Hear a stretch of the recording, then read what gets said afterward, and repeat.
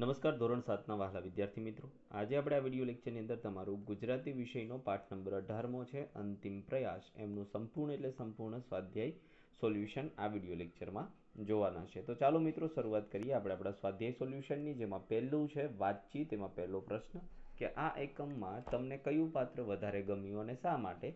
તો મિત્રો, આ એકમમાં મને કૃષ્ણનું પાત્ર વધારે ગમ્યું, કારણ કે તેઓ માને છે કે પાંડવોને થયેલા અન્યાયનો બદલો લેવો જરૂરી છે, પણ તેઓ યુદ્ધથી થતા વિનાશને રોકવા વિશિષ્ટ કાળ તરીકે જોઈને કોઈ પણ શરતે યુદ્ધને રોકી શકે તો રોકવા માંગે છે. તેઓ ચોક્કસપણે માને છે કે પાંડવો અને દ્રૌપદીના અન્યાય કરતાં માનવજાતનું જીવન ખૂબ જ અગત્યનું છે. યુદ્ધ એટલું ભયાનક હશે કે ભારત વર્ષના લગભગ બધા મહારથીઓ આ યુદ્ધનો ભોગ બનશે. હજારો વિધવાઓ અને અનાથ થયેલા બાળકોનું ભાવિ અંધકારમય થઈ જશે. આથી દુર્યોધન તરફથી તેમનું અપમાન થવાની શક્યતા હોવા છતાં તેઓ અપમાનનો કડવો ઘૂંટડો પીને પણ યુદ્ધને રોકવાનો પ્રયત્ન કરવા વિશિષ્ટ કાળ તરીકે જાય છે અને સભામાં બધાને સમજાવવાનો પ્રયત્ન કરે છે.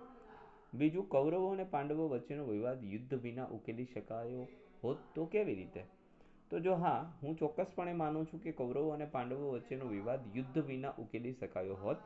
તેમની વચ્ચેનો વિવાદ હસ્તિનાપુરના રાજા ધૃતરાષ્ટ્ર ઉકેલી શક્યા હોત, જો તેઓ તેમના પુત્રના મોહના કારણે દુર્યોધનની વાતમાં આવ્યા વિના પાંડવોને તેમનો હક આપવા તૈયાર થઈ ગયા હોત તો વિવાદનો ઉકેલ યુદ્ધ વિના જ આવી જાત. ત્રીજું, જ્યારે બે દેશને યુદ્ધમાં ઉતરવું પડે તો તેની કેવી અસર થાય? તો ભાઈ, જ્યારે બે દેશોને યુદ્ધમાં ઉતરવું પડે ત્યારે તેની ખૂબ જ માઠી અસરો જોવા મળે છે. જેમ કે માનવજાતની દ્રષ્ટિએ યુદ્ધની ભારે અસર તો થાય જ છે, પણ તેમની ખૂબ માઠી આર્થિક અસરો પણ હોય છે. યુદ્ધના કારણે સમાજ વ્યવસ્થા પણ ખોરવાઈ જાય છે. જે દેશ યુદ્ધ સાથે સીધી કે આડકતરી રીતે જોડાયેલો હોય છે, પછી એવા દેશો જેને યુદ્ધ સાથે કોઈ દૂરનોય સંબંધ ના હોય, એ સૌ કોઈને કોઈ પ્રકારે યુદ્ધથી ઉદ્ભવતી આર્થિક કટોકટીનો સામનો કરવો પડે છે. યુદ્ધમાં જોડાનાર દેશમાં ફુગાવાનો દર વધે છે તો દેશનો આર્થિક વિકાસ દર ધીમો પડે છે. પછી સરકારની રાજકીય ખાદ્યમાં વધારો થાય છે. તેના આંતરરાષ્ટ્રીય વેપાર પર અસર પડે છે. ખાદ્ય પદાર્થો અને ઈંધણના પુરવઠામાં ઘટાડો નોંધાય છે. કિંમતો આસમાને પહોંચી જાય છે. જો દુનિયાના બે એવા દેશો યુદ્ધમાં સંકળાય જેની ઉપર દુનિયા આખી અનાજ, ગેસ, ક્રૂડ ઓઇલ અને ધાતુ જેવી મહત્વની વસ્તુઓ પર આધાર રાખે છે, તો સ્વાભાવિક છે કે અન્ય દેશોની આર્થિક વ્યવસ્થા પણ ખોરવાઈ જાય. ચોથું, યુદ્ધની અસરથી સામાન્ય પ્રજા પણ બચી શકતી નથી. કેમ? તો હા, યુદ્ધની અસરથી સામાન્ય પ્રજા પણ બચી શકતી નથી, કારણ કે યુદ્ધના કારણે વસ્તુઓની તો વળી પાછું લોન લેવાનું મોંઘું પડે. સામાન્ય પ્રજાના ખિસ્સા તો ક્યારેક ખાલી થઈ જાય એ ખબર જ ન પડે. એક સામાન્ય વ્યક્તિનું ઘર બજેટ પર પણ ખોરવાઈ જાય અને ભવિષ્ય માટે બચત કરવી અસંભવ બની જાય. સામાન્ય પ્રજા કે જેમની પાસે મોટી બચત હોતી નથી, તેને આ મોંઘવારીનો સામનો કરવો લગભગ અશક્ય બની જાય છે. પાંચમું, આજે વિશ્વના દેશોનું સંરક્ષણનું બજેટ બચાવવામાં આવે તો માનવજાતના કલ્યાણના કેવા કેવા કામો થઈ શકે? જો આજે વિશ્વના દેશોના સંરક્ષણના બજેટને બચાવી માનવજાતના કલ્યાણના કામ કરવામાં આવે તો એટલું તો ચોક્કસપણે કહી શકાય કે વિશ્વમાં કોઈને પણ ભૂખનો સામનો કરવો ન પડે. આજના સમયમાં વિશ્વના લગભગ દરેક દેશમાં કુલ બજેટમાંથી લગભગ ત્રીજા કે ચોથા ભાગનું બજેટ તો ફક્ત સંરક્ષણ પાછળ ખર્ચ કરવામાં આવે છે. આ રકમ એટલી મોટી હોય છે કે તેનાથી બધા દેશો પોતાના નાગરિકોની પ્રાથમિક જરૂરિયાતો સંતોષી શકે છે. જે તે દેશની સરકાર તે રકમમાંથી ભોજન, સ્વાસ્થ્ય, શિક્ષણ, પોષણ, રહેઠાણ જેવી બુનિયાદી સુવિધાઓ ઉપલબ્ધ કરાવી શકે છે. છઠ્ઠું, પ્રાચીન કાળમાં થતા યુદ્ધો અને આજના યુદ્ધો વચ્ચે કેવો તફાવત જોવા મળે છે? તો પ્રાચીન કાળમાં પારિવારિક, જ્ઞાતિઓ, કબીલાઈ તથા જુદા જુદા પ્રતિસ્પર્ધી ધાર્મિક જૂથો વચ્ચે સશસ્ત્ર સંઘર્ષો થતા, જેમાંથી કેટલાક સંઘર્ષો લાંબા સમય સુધી ચાલતા અને તે વ્યાપક પ્રમાણમાં યુદ્ધનું સ્વરૂપ ધારણ કરતા હતા. પ્રાચીન કાળમાં યુદ્ધ પ્રતિસ્પર્ધી લશ્કર વચ્ચેના સશસ્ત્ર સંઘર્ષ પૂરતા જ મર્યાદિત રહેતા. આ યુદ્ધમાં ધનુષ્યબાણ, તલવાર, ગદા, ભાલા જેવા શસ્ત્રો વડે યુદ્ધ લડાતા હતા. તેથી તે સમયે યુદ્ધના કારણે થતું નુકસાન આજના સમય કરતાં ઘણું ઓછું રહેતું હતું. પરંતુ આજના સમયમાં બે અથવા તેથી વધુ દેશોની સશસ્ત્ર સેનાઓ વચ્ચે યુદ્ધ લડાય છે. તેઓ શસ્ત્રોનો ઉપયોગ સામાન્ય લોકો પર પણ કરે છે. આજના સૈન્ય પાસે મશીન ગન, ટેન્ક, બેલેસ્ટિક અને ક્રૂઝ મિસાઇલો, આર્ટિલરી અને રોકેટ આર્ટિલરી, લડાકુ વિમાનો અને હેલિકોપ્ટરો, ડ્રોન, વિમાન વાહક જહાજો, સબમરીનો, હાઇડ્રોજન અને પરમાણુ બોમ્બ, રડાર, ડિફેન્સ સિસ્ટમ જેવા અનેક અત્યાધુનિક શસ્ત્રો છે જેથી નુકસાન કરવાની ક્ષમતા ઘણી વધારે હોય છે. આથી આજના સમયમાં થનારા યુદ્ધો વધારે ભયાનક અને ખુંવારી કરનારા હોય છે. સાતમું છે કૌરવો અને પાંડવો વચ્ચે કઈ વાતનો વિવાદ થયો હતો? તો કૌરવો એ પાંડવો સાથે બીજી વાર થયેલી ધૃત ક્રીડામાં શરત મૂકી હતી કે જો પાંડવો જીતશે તો કૌરવો 12 વર્ષ વનવાસમાં જશે અને 1 વર્ષ અજ્ઞાતવાસ ભોગવશે, અને જો કૌરવો જીતશે તો પાંડવો 12 વર્ષ વનવાસમાં જશે અને 1 વર્ષ અજ્ઞાતવાસ ભોગવશે. ધૃત ક્રીડામાં પાંડવોની હાર થવાની પાંડવોને તેમનું રાજ્ય પરત કરતો નથી. આથી પાંડવો અને કૌરવો વચ્ચે રાજ્ય અંગેનો વિવાદ હતો. આઠમું, આ યુદ્ધ ન થાય તે માટે તમારે વિશિષ્ટકાર બનવાનું હોય તો તમે શું કરશો? તો જો આ યુદ્ધ ન થાય તે માટે મારે વિશિષ્ટકાર બનવાનું હોય તો હું કૃષ્ણની જેમ રાજા ધૃતરાષ્ટ્રને થનારા યુદ્ધની ભયંકર અસરોથી માહિતગાર કરત. હું તે સભામાં બેઠેલા ભીષ્મ પિતામહ, વિદુર, કુલગુરુ, કૃપાચાર્ય, ગુરુદ્રોણ વગેરે વડીલોને મધ્યસ્થી કરીને દુર્યોધનને સમજાવવાનું કહેત કે જેથી દુર્યોધન પાંડવોને તેનું હકનું રાજ્ય પરત આપી દે અને જેથી દુર્યોધન પાંડવોને તેનું હકનું રાજ્ય પરત આપી દે અને જેથી યુદ્ધની સ્થિતિને ટાળી શકાય. મિત્રો, જો વિડીયો લેક્ચર પસંદ પડતો હોય તો પ્લીઝ આપણી ચેનલને લાઇક કરી દેજો, શેર કરી દેજો અને આપણી ચેનલને પ્લીઝ સબસ્ક્રાઈબ કરવાનું ભૂલશો નહીં. ત્યાર પછી બીજું છે તે ઝડપથી યુદ્ધ ટળવા એક અંતિમ પ્રયાસ કરવો જોઈએ. ત્યાં સુધી પાઠ મનમાં વાંચો અને સમજો. નક્કી કરો કે આપણે વાક્ય સાચું છે કે ખોટું. તો જો કૃષ્ણને પાંડવોએ ધૃતરાષ્ટ્રનો સંદેશો સંભળાવ્યો તો સાચું. ધૃતરાષ્ટ્ર પાંડવોને પોતાના પુત્ર માનતા નથી તેવું ભીમ માને છે તો આ વાત સાચી છે. અર્જુન માને છે કે હવે આપણે યુદ્ધ ન જ કરવું જોઈએ તો ખોટી વાત. શ્રી કૃષ્ણને યુદ્ધની ચિંતા જ નહોતી તો આ વાત ખોટી છે, ખૂબ ચિંતા હતી. ત્રીજું, કૃષ્ણનો અવાજ લથડ્યો અગન સગડી સળગતી નહીં હોય.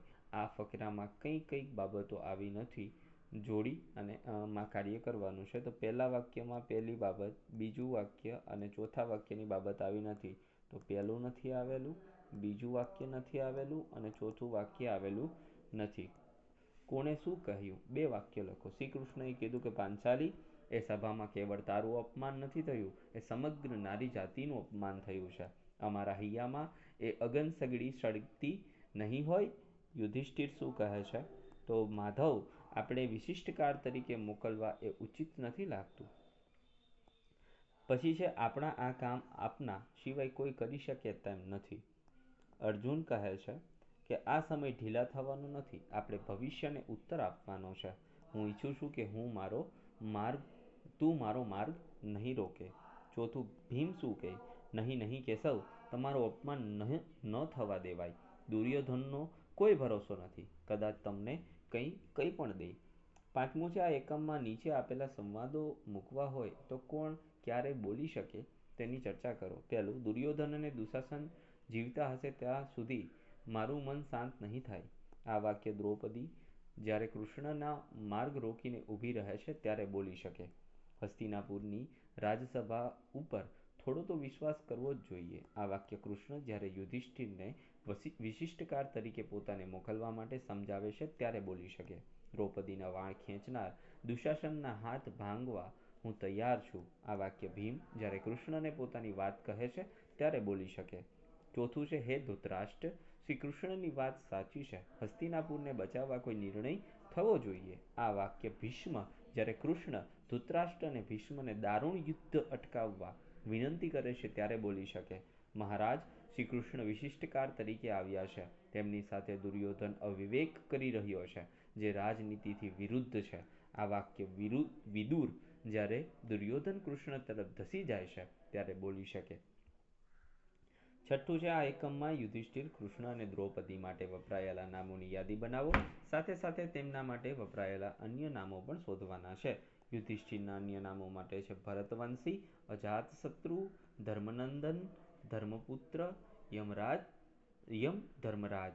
કૃષ્ણના અન્ય નામો દેવકીનંદન, ગોવિંદ, મનમોહન, દ્વારકાધીશ, મુરલીધર, મધુસૂદન, મોહન, સુરેશ, જગદીશ, મુરારી, અચ્યુત અને ગિરધારી. અને દ્રૌપદી માટે છે સૈરન્દ્રી અને યજ્ઞસેની.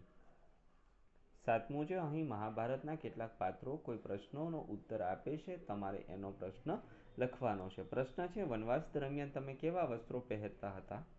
તો નકુલ જવાબ આવશે કે વનવાસ દરમિયાન વસ્ત્રો ક્યાંથી લાવવા અને વૃક્ષોની છાલથી બનેલા કપડાં પહેરતા હતા. પ્રશ્ન છે શું તમે વનવાસ દરમિયાન ક્યારેય ધનુર્વિદ્યાનો અભ્યાસ કરી શકતા હતા? તો અર્જુન કહે છે વનવાસ દરમિયાન હું રોજે રોજ ધનુર્વિદ્યાનો અભ્યાસ કરતો હતો. પ્રશ્ન છે તમને ગદા યુદ્ધમાં શત્રુને પરાસ્ત કરવાની વિદ્યા કોણે આપી હતી?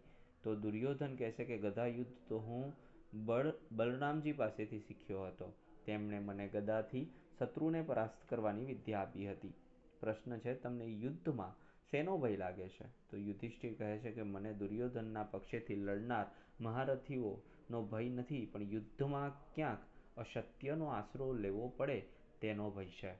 પ્રશ્ન તમને યુદ્ધના પરિણામની ખબર હોવા છતાં તમને યુદ્ધ કેમ સ્વીકાર્ય નથી? તો કૃષ્ણ કહે છે કે યુદ્ધના પરિણામની તો મને ખબર જ છે, પણ જીતવાના છીએ એટલા માટે યુદ્ધ કરવું જોઈએ એ વાત મને સ્વીકાર્ય નથી. આઠમું છે નીચેનો ફકરો વાંચો અને તેમાં નીચે આપેલા શબ્દોનો ઉપયોગ કરી ફકરો ફરીથી લખવાનો છે. તો ફકરો અહીંયા ફરીથી લખેલો છે, જુઓ અહીંયા ભયંકર, અહીંયા લડાઈની, અહીંયા હથિયારો, અહીંયા ખૂબ ખરાબ, અહીંયા સૈનિકો, અહીંયા અનાથ. આ બધા શબ્દો આપણે પાછા બદલીને લખેલા છે, જે તમારે ફરીથી લખવાના છે.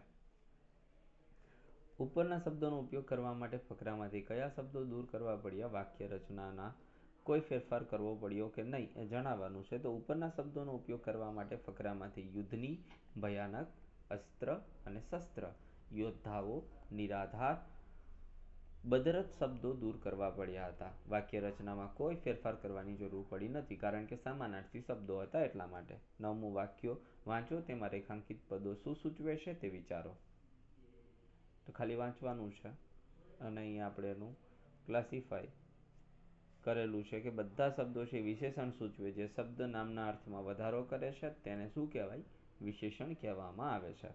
10મું છે અહીં આપેલી ખાલી જગ્યામાં કોઈ વિશેષણ લખો અને વર્ગમાં તેની ચર્ચા કરો. તો પેલું, અજાણ્યો માણસ પંચાયતનો રસ્તો પૂછતો હતો.